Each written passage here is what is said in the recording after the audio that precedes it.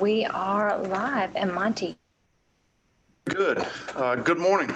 It's good to see so many of you. I can't wait until we have an opportunity to be back together again and in the room, in the same room together, not the virtual room. So thank you also for taking the time this morning and for logging on early just to ensure that we have everyone in a place to be able to get the meeting started on time.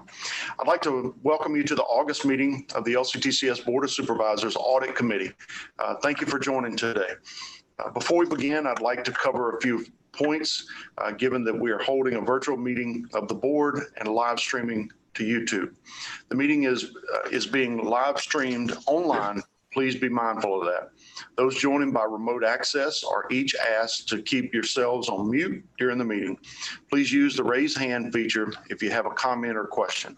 When recognized to speak, unmute yourself, give it a few seconds before you make your comments, and then return to mute to avoid background noise during the remainder of the meeting. If you have trouble with your technology at any point, you should text or call Sarah Kleinpeter, Board Services Coordinator. You may view board items via the links posted on the LCTCS website. We will conduct a roll call at the start of the meeting, and each motion will require a roll call vote for approval. Members, please state your name when making a motion.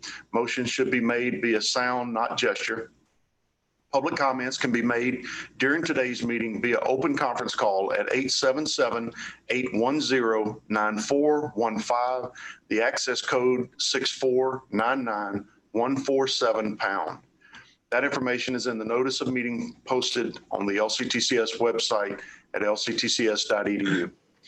Any public comments received will be read during the meeting by the board secretary or a designee.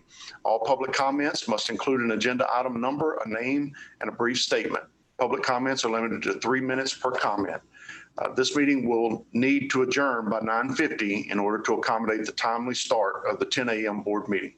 With that, Mr. Chairman, I will turn it over to you. Thank you, President Sullivan. I'd like to add. You're on mute, Craig. Let me see if I can unmute. It doesn't show to be muted. I'm sorry. Do you have that?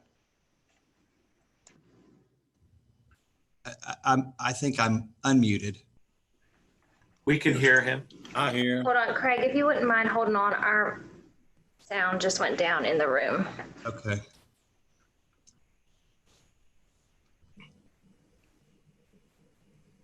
Hey, Sam, could you come over here? Go ahead and try and speak again, Craig. Well, I would like to add my welcome to that of Dr. Sullivan. Are you able to hear on your end yet, Sarah?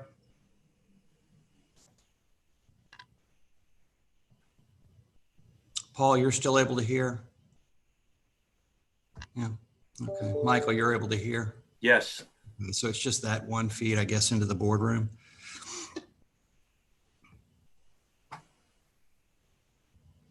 And things were going so good. And they turned the meeting over to you, Craig, and, you know, Mr. Cyber guy, and here we go, you know.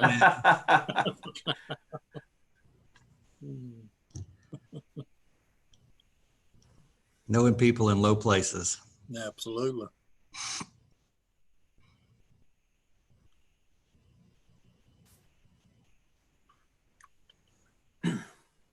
Yeah. Can you guys hear us? If you could give us a thumbs up. Now I can hear you. Okay, give us a second because our sound went down live in the room. Sarah, are you able to hear on that end now? Oh, they're muted again.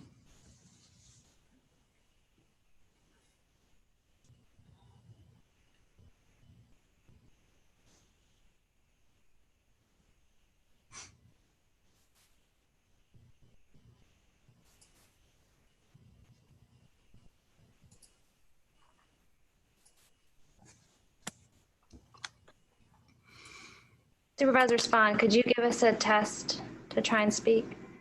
Yes, ma'am. I'm hopeful that you can hear us now.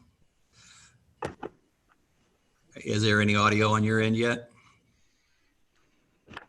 I'm not seeing any recognition of y'all able to hear us. And I think everybody else, but you are able to hear just fine. we may want to reconnect the boardroom. It may help just to start over. There's nothing that. Sarah, I can hear you. Are you able to hear me at all?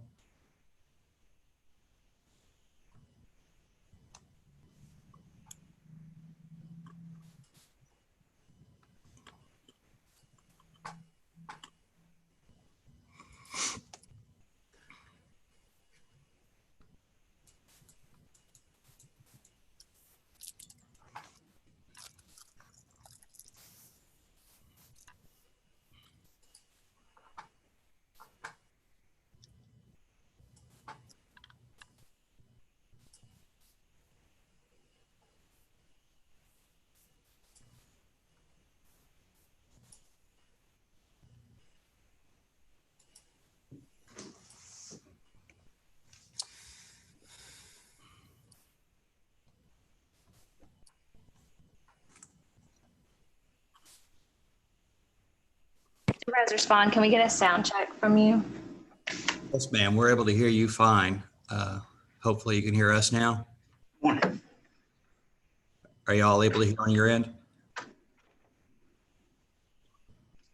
Still no. Very good. Turn this right here. Great. Yes. Can hear you now. Very good. Now? Okay, I was going to try to take some help. Very good. So, Mr. Chairman, we will turn it over to you for call to order. Thank you, Mr. IT man in the background. We appreciate you. Well, I'd like to add my thanks to that of President Sullivan's to the LCTCS August 12, 2020 Board of Supervisors Audit Committee meeting. And this meeting is now called to order. I would ask my friend Stan if he would lead us in the Pledge of Allegiance. Let me, okay. I pledge allegiance to the flag of the United States of America, America, to the republic which stands stands one nation, under under God, God, indivisible, with liberty and justice for all. Injustice for all. Thank you all. Sarah, do we need to get a roll call started now, or have you already gotten that accomplished? Well, we need to do it officially for the record, Supervisor. So Supervisor Spawn is present. Supervisor Mount is present. Supervisor Bradford is present. Supervisor Carter is present. Supervisor Hardy, has he joined us? Roman Hardy is not with us yet. Supervisor Salath is present, and Supervisor Price is present. And we do have a quorum of the board audit committee present. We also have, for the record, Stevie Smith on the line, and so he is present for this meeting as well. Very good. Thank you, Sarah. welcome. Sarah had sent out, well, I say that, it may have been Joe or Michael had sent out earlier the prior audit committee meeting minutes. And if you have had a chance to review them, I would entertain a motion to approve those. So moved. A motion by Ms. Willie. Mount Thank you. Second, and a second by Mr. Salath. Thank you, Stan. Is there any discussion? Any comment? Hearing none, that motion carries. Michael, I'd like to ask you to take us through the reports from the internal audit, if that's something you're ready to do right now. Yes, sir. Thank you very much. I would like to welcome everybody. This is the first audit committee meeting we've had since December, since our previous April scheduled meeting got postponed due to the COVID work from home issues. So welcome to everyone. I'd also like to welcome Chairman Spawn. I look forward to working with him and the entire committee as the new chair. With this section, I'd like to go over just the projects, internal audit reports, mainly the projects that we have currently working. There are two primary projects that we've been working on that from this from the prior current fiscal year audit plan, and that's a compliance baseline project and an inventory review at our colleges. These are two projects that we had in progress at the end of the fiscal year, and we were well into them, but then they got kind of slowed down because we went to the work from home and didn't have the access to the colleges that we needed in order to complete them. We're still holding them open. The compliance baseline basically is we started this project to review the status of compliance with many different issues. It's not an audit per se, it's the establishment of a baseline so that in future years, future audits, we can say, okay, this is where we were back in 1920. How are we doing now? And basically, we're looking at the different areas of compliance. Who's responsible for that compliance? Is it a college issue? Is it a system issue? Where are we? Where are we with that compliance? Are we in compliance? Are we working on it? And what's the implications of not being in compliance if we are not so? So far with the colleges we have been able to attend, we've been very, very pleased with the status of our colleges. We've got 2 or 3 colleges that we still need to complete, and we anticipate completing this project by the end of the calendar year, assuming that we can get back into the colleges and do the work that we need to do there. Most of it can be done online, but there are some times we need to go and look at documents and review reports and things like that. The other project we're currently working on is a review of our inventory at the various colleges. This was kind of initiated by one of our colleges that asked Internal Audit to help them because they had some questions about the accuracy of the report that they submit to the LPAA every year. So we went to that college and we selected a large number of inventory items to actually confirm that they existed, confirm that they were properly tagged, confirm that they were where they were supposed to be. We issued that report, and it turns out that their concerns were somewhat unfounded, that they did have a good report. But we decided that would probably be a good project to do at all of our colleges. So I think at the time we requested an update to our audit plan to allow us to do that. And of course, we've made good progress, but we had 2 or 3 colleges that we were in the middle of it when we suddenly couldn't go to the college to look at those inventory items anymore. But we hope to be able to complete this project at those 3 remaining colleges by the end of the calendar year. Again, assuming that we can get the proper access that we need at the colleges. Those are the 2 projects that I wanted to discuss with you from the current fiscal year. Thank you, Michael. We're going to go from that to queuing you up yet again for the year-end report on the 1920 audit plan. Thank you. And Sarah or Katie, this is the one where I would like to be able to share my screen.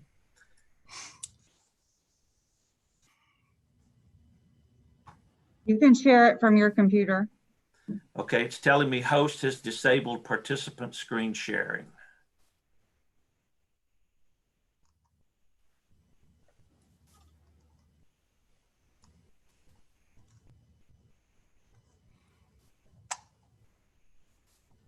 We are having technical difficulties in the boardroom right now. Is it what's in the packet, Mike? It is. It is. It's what's in the packet. And the only reason I wanted to share it is so that if anyone didn't have the packet or hadn't had a chance to review it, they could see it. You should be able to share it now. Yeah. Michael. Yes, I can. I can. Okay. All right. So all right. I believe you should be able to see this screen now. I'm able to see it. Yes. Is it readable to everyone? Do I need to enlarge it some? It would be helpful if you did, but I think we can get by. All right, let's see. How about that? Yeah, that's better. We'll go one more just to see. That's too big, probably. I can't see it at all. You cannot see it? No, sir. Ms. Carter, do you have the rest of us up on the screen? No. I did it one time, but I don't now. We probably need to reconnect you to the meeting and get you where you're able to see this. But I'm hearing, but I can't see. Well, if you have the packet, you should be able to see it. It's on page 2 of the fiscal year end report for fiscal year 2019-2020. And basically, it's just a graph that shows the projects we were working on and their status at the end of the fiscal year. And you'll see the 2 that we've already talked about are at the top. Well, no, those are the 2 completed projects from last year. Actually, one was completed, the ADA website compliance, and the second one, the faculty utilization. You can see that was deferred. And in the report, it talks about why some things were deferred or carried over. Faculty utilization, we deferred that because this was a project that came about a couple of years back. We did a report on the use of overtime at our colleges and how much overtime people were taking and whatnot. And we decided to apply the same type of review to faculty utilization. But as we got into it, it became a far more difficult project. And even as we went into the COVID lockdown, we realized the whole activity of faculty is changing right now from live on site, face-to-face, to Zoom and hybrid meetings and whatnot.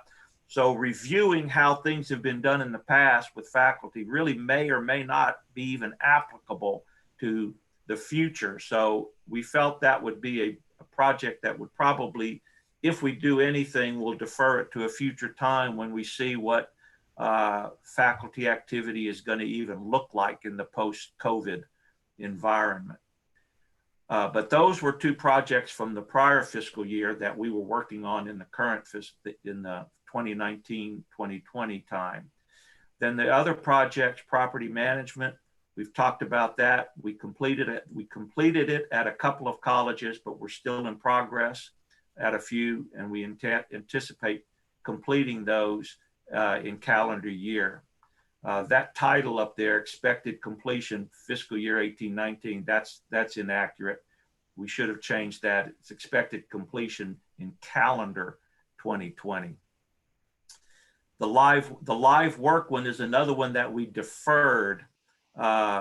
This was a situation where we were going in to see, we have live work. We have people, for example, in automotive, where staff or the public can bring in their work for the students to work on. But we did a project at one college where we considered their processes were weak in the management of live work. There was no record of the autos that had been brought on site. So we thought that was a weakness, and we wanted to do a review at all our colleges. But of course, with the COVID lockdown, there's not a whole lot of live work going on. So we postponed that until we can see what the status of live work is even going to look like in the post-COVID time. The compliance baseline, the review of the OER savings. This was a project we had anticipated performing last year, but we reviewed it with the people who had requested it, and realized that by that time it would not have been helpful to them, so we deferred that. The other things you can see, the facilities maintenance analysis. This was a situation where one of the colleges thought that they were spending way too much money on facilities maintenance compared to other colleges. So we planned on looking at that. But again, with the COVID lockdown, we never got into that because there's not a whole lot of activity going on at the colleges, and it probably looks very different than it did before the before the lockdown anyway. So you can see from day one, I mean, from page one, 6 of the 9 projects last year were completed or in progress. 4 projects were completed, 2 are currently in progress. We issued 13 reports last year, and other activities that we did, we researched and responded to numerous special requests. We had ethics liaison activities where we monitor LCTCS employees with regard to annual training. Y'all are all familiar with my badgering emails that I send out reminding you to do that, as well as the Board of Supervisors regarding their required fiscal disclosures. We send out many reminders for that. We also performed a QAR external validation for Grambling State. Some of you will remember that a few years back, we had a couple of guys from outside the LCTCS come in and do an external validation for us. QAR is a quality assurance review, and it's basically a peer review. Every 5 years, an internal audit shop is required to have a peer review, a quality assurance review. And the way you do it is you assess yourself, and then you have some others independent of you come in and do an external validation of what we did.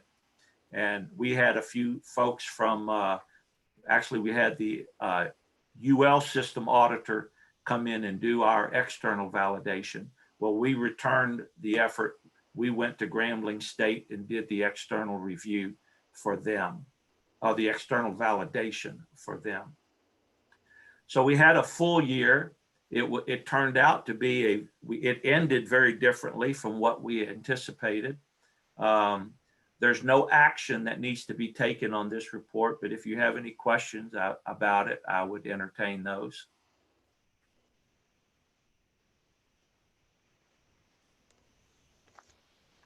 Michael, I appreciate that report and that format. It makes it easy to get through all that information. And it looks like you guys are either wrapping up a lot of the work that was on there or have plans to get back to what didn't get done. So I'm appreciative of what y'all have gotten done there.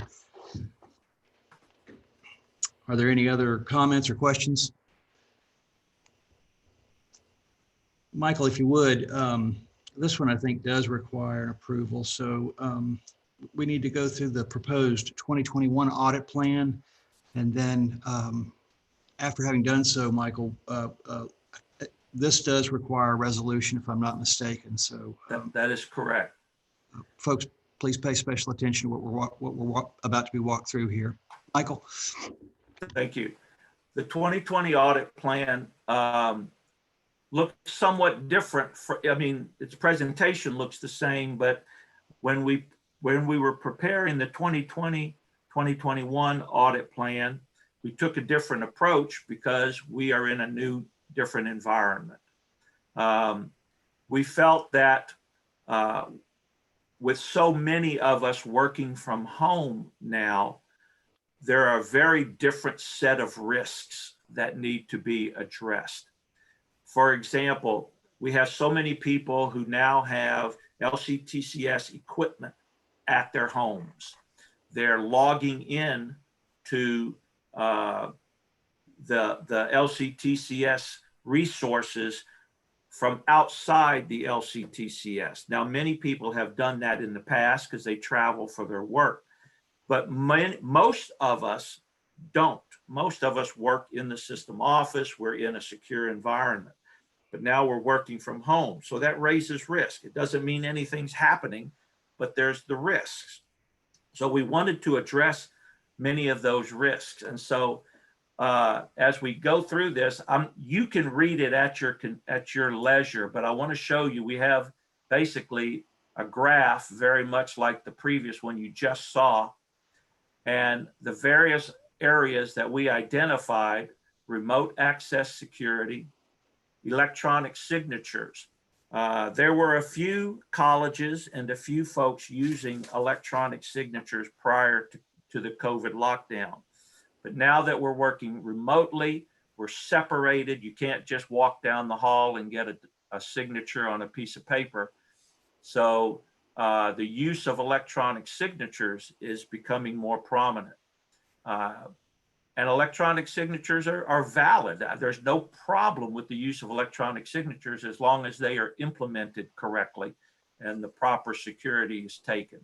What we don't want to see is we're cutting corners, you know, because we can't, well, I can't walk down the hall and talk to, you know, my coworker and get them to sign off on something. We have to make sure we're implementing proper workflow procedures. The same with accounts payable. You know, it's not, you've got people who in different cubicles do different things, but now we're across the city in different cities, and even so we want to make sure no internal controls are being shortcutted there. Payroll, contracts, agency accounts, and the tried and true purchase cards. We have to include those every year by request of the Office of State Travel. So you can see how they were identified, the various types of risks that were given, and down below you can see how we scored all those different risks. And when they get the weighted total and we sort them, they come out in this kind of order. So these are the ones that rose to the top. Now there are many other projects that we thought of and considered. But the truth is, with the staff we have and the number of colleges we have to look at, there's just no possibility that we can address everything. So we tried to put on here the things that we think we can get to in the current fiscal year with the resources we have access to. And then there are, at the bottom, there are the two projects that we're carrying over from the prior fiscal year, the property management and the compliance baseline. And we always have a follow-up on prior projects. In the last year or two, we've focused on following up on legislative auditor reports that have repeat findings, and that will also be a focus in the current fiscal year, as well as any projects we have issued report on that have actionable findings that we can go back and look into. Did you do what you say you were going to do? We do that every year as well. So I don't want to beat a dead horse. Y'all can read as good as I can. If you have any questions about these items, I'll entertain them, but we will need a vote on that. So you can read it, or I can read the resolution, or the how would you want to do that, Mr. Spahn? Michael, go ahead and read the recommendation. Well, let's first ask if there's any questions or conversations about it before we move into the post-motion comment section. Does anybody have any questions about this? The first one I wanted to ask you about, Michael. Sure. The remote access, I would just like to try to understand the you know, how hardened is the remote access control? How? This is Helen. My speaker went off. I had Sarah's number pop up. Hi, Miss Helen. We're able to hear you now fine. Are you able to hear now? Miss Helen, are you able to hear us now? She's muted. She may not be. We may not be able to hear her now. Mr. Chairman, Miss Helen is participating. Her phone is on mute, but she will unmute for the votes. Okay, thank you. No, I was just curious about the. I did that and I can't hear. Keep on going. I'm sorry, Ms. Helen. I was just going to ask Michael about this remote access security and the access control and the hardness of those systems. My only concern is if you've got access to payroll or other, you know, sensitive data sets from home, how is it that you guys are hardening? I still can't hear. Did you try to call me, Sarah? Hey, Miss Helen, why don't you jump off and we'll put you back on and give me a call when you're off of the live Zoom. How about that?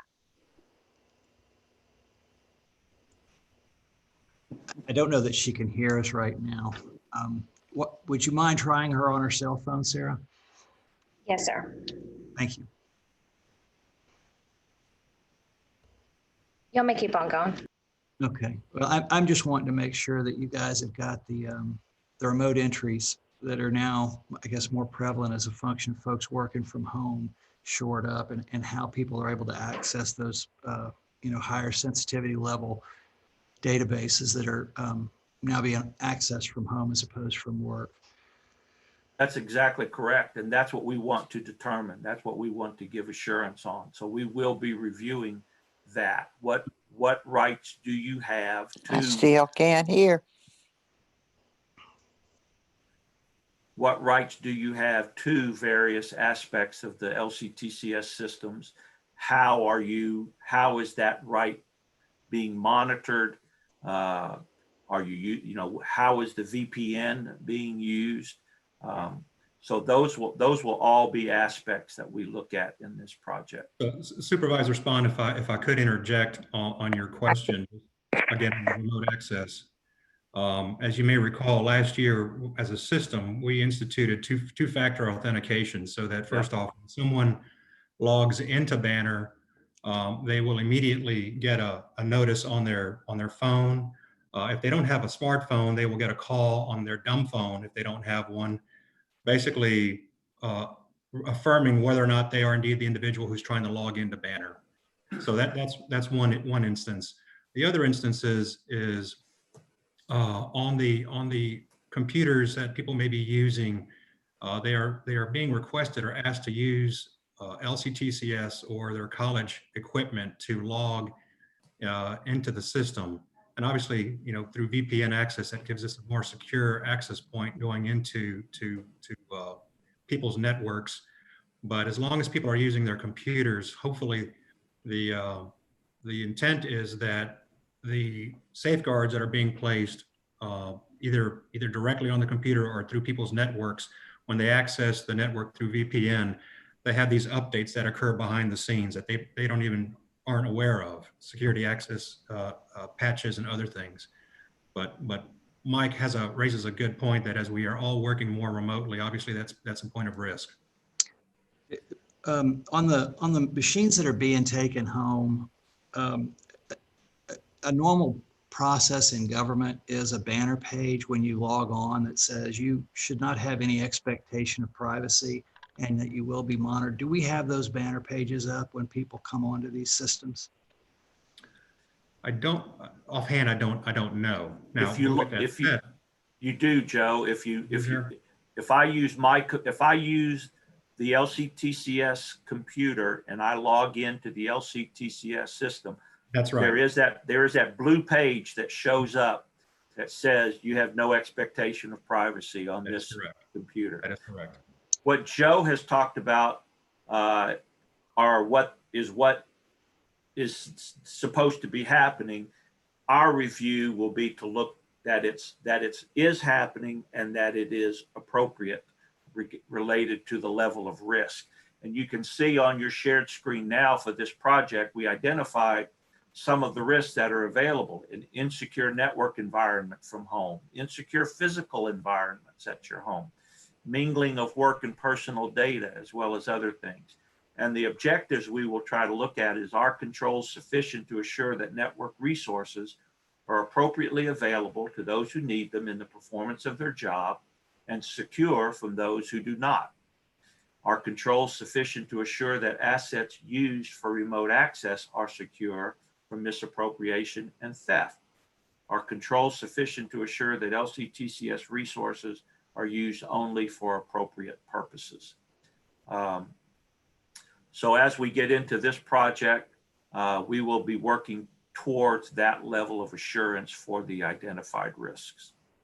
That all looks very well thought out. I would just ask if Leo is still able to hear, if people are logging in from their home on their home machine, if we are monitoring their access, do we have the right to do we have to provide them with system assets in order to get to the information and essentially double the cost, because if they're going to have a home system that they're not allowed to, because we have to maintain a certain degree of security. And are we sure that, you know, the patches that Joe was just talking about that occur automatically occur on system owned equipment, but not necessarily on home individually owned equipment? So we're not going to solve any of that. I would just ask that you guys look at some of that as you look at how people are getting access to the systems.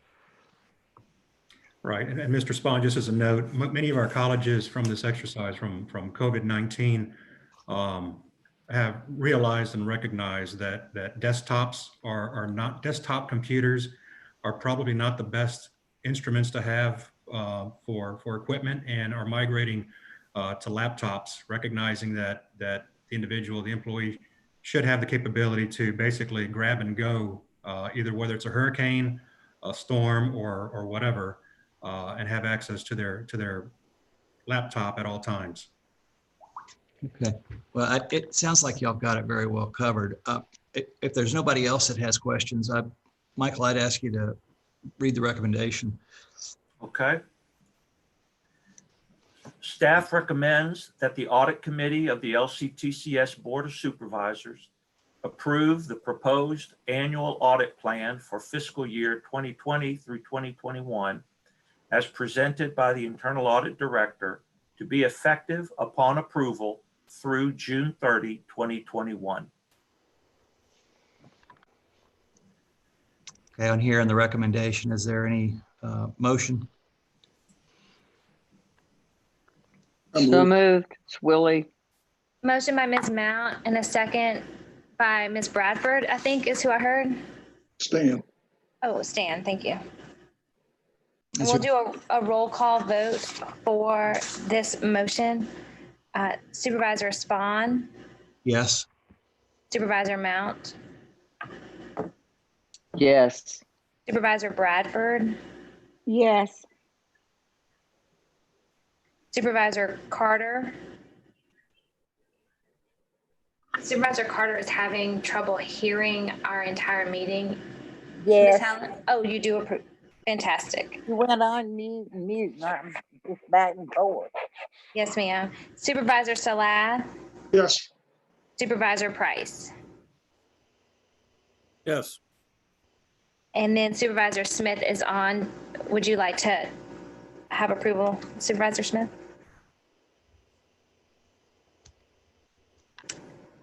And we may have lost him, but the item is approved with a majority vote. Thank you, Sarah. So, having wrapped that up, Joe, would you give us a review of the legislative auditor report? Yes, sir. As many of you were notified in the last few weeks, we are now currently in the audit report cycle from the Legislative Auditor's Office, and they normally start in the fall, issuing reports through the month of December, really with a time frame to have all reports issued by the end of the calendar year. In this case, we have a report that is initially our first report to be issued for one of our colleges, related to River Parishes Community College, which became a public document, I believe, August 5th. And in that report, they went back and looked at past audit findings that had been, again, reported publicly, ranging from accounts receivables, student access of employees to banner system. Again, I mentioned receivables, tuition setting, whether the tuition had been set appropriately, and probably more importantly, or the most importantly, is the timeliness of bank reconciliations. In the report, they did note that there was a few audit findings that were not repetitive from the prior year, related to employee access to banner, particularly pertaining to when they terminate, the timeliness of which their access was terminated. They found that indeed that issue had been taken care of. They looked at payroll, they found no issues in the payroll system, and so that came out fine. With that said, there were a few audit findings that did repeat, that they brought to our attention, related to improper tuition and fees charged to a handful of students. It was 16 students, I believe, totaling $2,200. I believe that was in a sample. They also cited inadequate controls over outstanding student account balances. Again, talking about holds not being placed on student accounts as is required by our policy. Also issues related to timeliness of receivables being referred to the Office of Debt Recovery, things of that nature. And lastly, probably and most importantly that we can all relate to is, again, the ineffective bank reconciliations. This had been a finding for some time, but in this case, I think what really brought this finding to home for many individuals was just the extent that things had probably gotten out of adjustment between the ledger and actual cash in the bank. And to that extent, the auditor's office recommended an audit adjustment. Initially, it was $830,000. Since that time, the CFO, who's only been there roughly about a year, he's fairly new to that college, even though he'd been previously employed there years ago as an accountant technician, so to speak, back 10 plus years. But he had found some other adjustments that had lowered that total net adjustment from $830,000 down to $530,000. What that represents basically is the culmination of bank reconciliations not being timely performed over the course of years, that in essence, this rights all those previous wrongs. And with that said, they are taking steps to shore up processes. They admit that they do need some resources to help continue the process going forward, and have asked the board office for assistance, and are also looking at the possibility of, while they look for staff to fill important roles, they are asking about the possibility of outsourcing or getting outside help to maintain these reconciliations and the receivables going forward. Yeah, and when we had spoken yesterday, Joe and Michael, we had talked about the fact that some of the discipline and timeliness of those issues that were reoccurring in nature,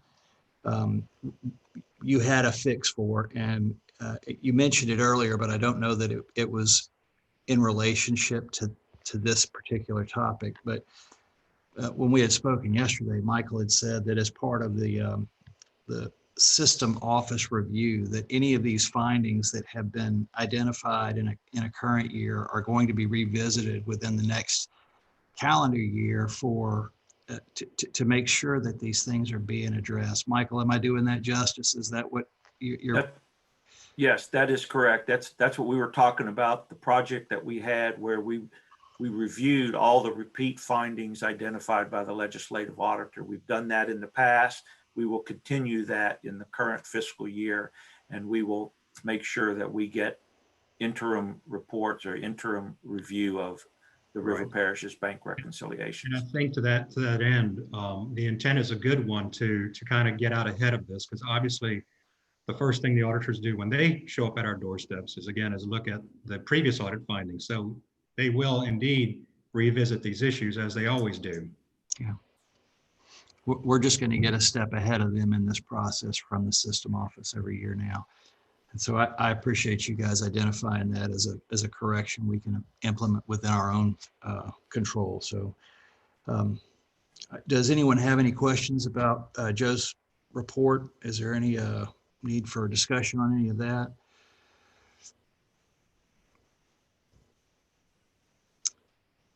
I don't think that we have any action required there.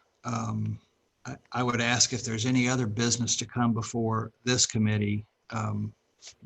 Please share that with us right now.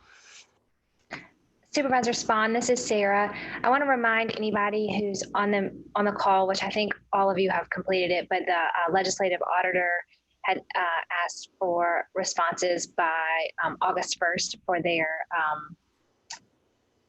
oh gosh, I've forgotten the name of it. I can't remember having done it, but that doesn't mean that I didn't. You did it, yes, sir. Yours was one of the first turned in. And I think Stan did his yesterday, if not day before. So those are still outstanding. We have 4 or 5. Joe, Okay. do you remember the name of that document? I'm Affiliated parties or related parties. related party document. Okay, so if, Sarah, I would ask if there's anybody that's outstanding for having turned that in, you just get with us individually and let us know that we still haven't gotten it done, and just let me know who that is, and if I need to reach out to anybody, I'll be happy to do so. Any other questions or other business? Hearing none, I think we're adjourned, folks. We'll see you guys together here in, what is it, 14 minutes? Can we get a motion to adjourn? So moved. Motion by Ms. Bradford. Second by Ms. Second, Willie. Thank you. And now we can adjourn. And I'll see you guys and ladies in 15 minutes for the board meeting. Good job. Thank you. Thank you. Okay, out here.